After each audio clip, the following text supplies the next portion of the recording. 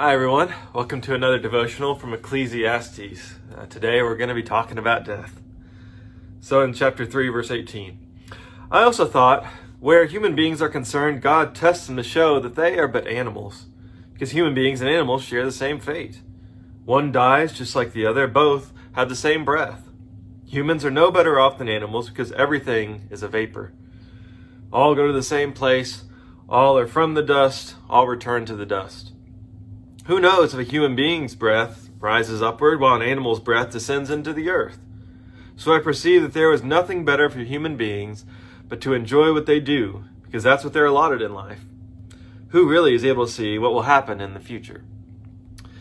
All right, well, I hate to tell you, teacher, but actually I do know. You're probably not aware of this, but I just finished an 18-week series about the afterlife, so I can tell you about where our spirit or our breath goes when we die.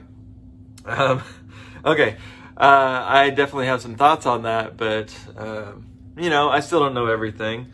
I think there's a point we have to recognize the difference in views in the Old Testament in general, and specifically in Ecclesiastes. The idea of resurrection and God raising us from the dead is actually an idea that was revealed later, came along later.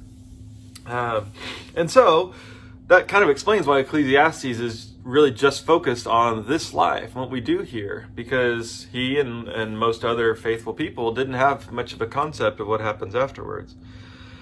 And so that leads to this question of, okay, well, can we just ignore all this? Is this book become pointless because he didn't understand what God was doing? I don't think so.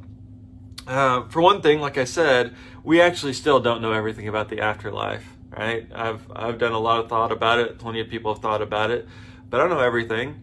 Even the biblical writers who are talking about resurrection, I hadn't experienced yet. They're reflecting on visions they had, or they're working out what they believe God will do based on what God has done. But none of them had actually died, so they can't say for certain either. So we want to have some humility about thinking of what's going to happen next. And I still think Ecclesiastes' overall point remains that we need to make the most of this life. Today is a gift that God has given us, and so we want to enjoy it. Despite kind of what he says, and despite what some people have said, this life is not just some test to see which place we end up in the next life. This life matters for this life, because God created this world, God created you in this world, and how you live in it matters.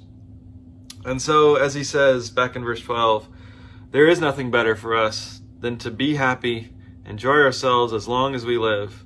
Moreover, it's God's gift. We should all eat and drink and take pleasure in all that we do. So, find what matters today. Yes, we do have a hope for the next life, but that hope shapes how we live now. So let's be hopeful people, and let's enjoy God's gifts that we have here until the day that we enjoy God's gifts there. Blessings on you.